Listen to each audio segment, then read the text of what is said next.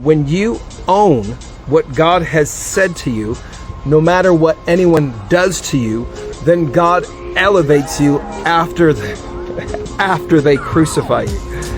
Say it one more time.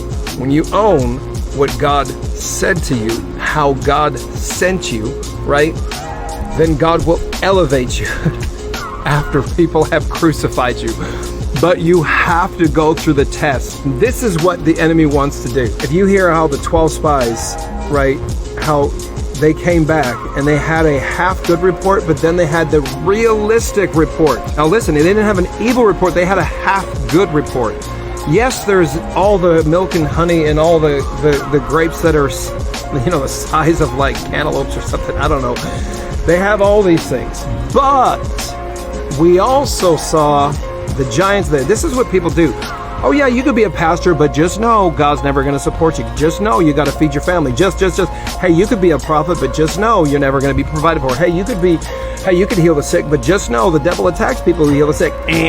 All these anti-promised land prophets or spies have been in our lives that have destroyed. If they crucify you, God's going to elevate you to deliver your land. Just like with Moses, they pretty much crucified him. They were going to stone him.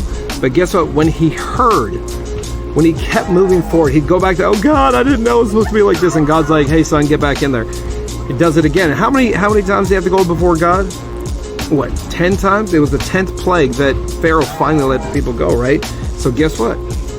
It may take you 10 times to actually step out in your anointing for what God has literally called you to do with even worse fruit than you had even before you.